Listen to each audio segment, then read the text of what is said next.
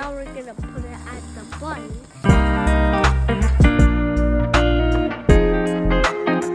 This is Daddy's burger, so we're gonna put Daddy's favorite thing, like lettuce.